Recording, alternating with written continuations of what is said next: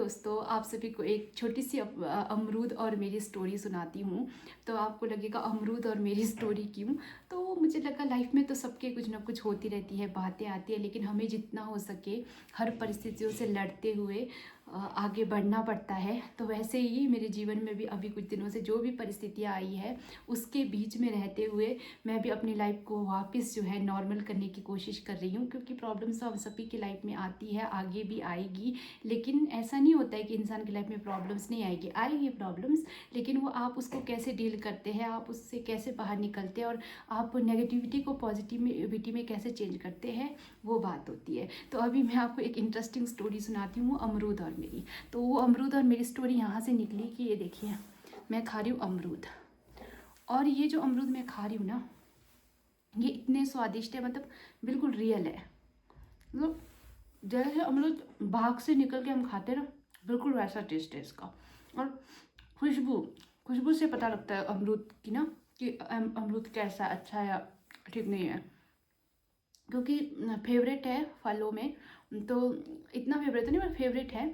तो उन फलों में फेवरेट है, उस वजह से खुशबू से ही पता लग जाती है कि अमरूद की बनावट से, दिखावट से समझ आ जाता है कि हाँ ये अमरूद सही है। इस अमरूद और मेरी कहानी ये है, जब मैं सब्जी की दुकान में गई, मेरी नज़र अमरूदों के ऊपर पड़ी। बहुत सारे हरे हरे कच्चे कच्चे अमरूद। मुझे था कि मुझे एक्चुअल अमरूद ढूंढना है, एक्चुअल अमरूद चाहिए मुझे, वो खुशबू, वो रंग, वो टेस्ट। तो ऊपर से तो दिखने में वो अमरूद दिखा ही नहीं, मतलब हरे अमरूद जो मिक्स अमरूद थे।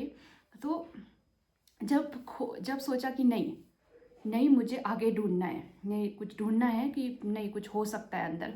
तो मैंने उन अमरूदों को ऊपर से बारी बारी से हटाया हटाया हटाया हटाया। जब नीचे पहुंची, तो वहाँ नीचे जब मैं पहुंची, तो वहाँ जो अमरूद मिले वो ऐसे मिले, वो बहुत ज़्यादा डैमेज, बहुत ज़्यादा पके हुए, और आप समझिए कि गल ही गए थे।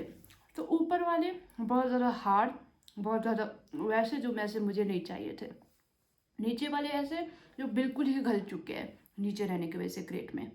तो थोड़ा अगल बगल में और ढूंढा, अगल बगल में ढूंढने में भी कुछ खास मिला नहीं। उसके बाद ध्यान आया कि एक कोना अभी भी छूटा हुआ है, तो वहाँ ढूंढा, उसके नीचे नीचे ढूंढा, तो वहाँ मिला एक बड़ा सा अमरूद। तो वो जो अमरूद मिला, उसको देखते ही उसके रंग से, उसकी चीज़ों से वो खुशबू आ गई कि ये वो एक्चुअल चीज़ है। और उसको लिया, लाया, और अभी मैं इतने खुशी से इसको खा रही हूँ।